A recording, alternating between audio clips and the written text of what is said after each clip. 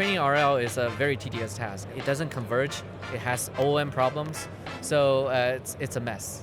Everyone who trained a model has war stories. We asked top researchers to share theirs. Yeah, so my name is Yang Zhang. I'm a senior researcher at a MIT IBM Watson AI lab. I'd love to learn more about your research and what you guys are working on currently. For this research project I'm presenting at ICML, it's about training a weaker coach model to coach the task LLM to do better reasoning tasks. I'd love it if you could share a moment from the training that didn't essentially go as planned. So when it comes to training LLMs, they don't listen to you. So for example, we have designed this reward system that tries to let it choose or guide it towards generating some good coaching experience, right? But we frequently encounter what we call the reward hacking. It's basically trying to avoid the worst possible results, so I go for an intermediate strategy. Yeah. The intermediate strategy is by no means good.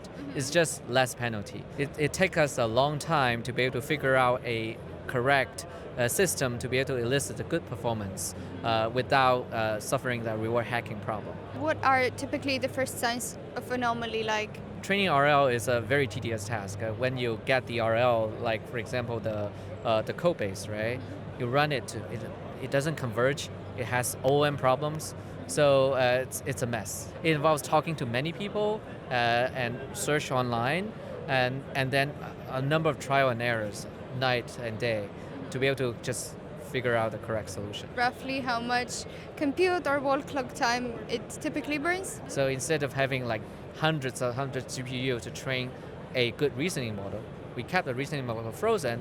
We only treat a good coach. So it turns out that the cost of training coach is small. So it only takes about less than a day on 4 H100 GPUs. And are there any particular metrics, set of metrics during the training process that you're particularly keeping an eye on to ensure the stability? Yes, of course. Like a success rate, for example, that we kept an eye on the reward. But the good thing about this research is that we have our own benchmark. So we develop our own benchmark that consists of 37 tasks. So being able to kind of monitor the performance on this task as well is a very indicative of the training stability. And also it's fun to watch them play the games that we design.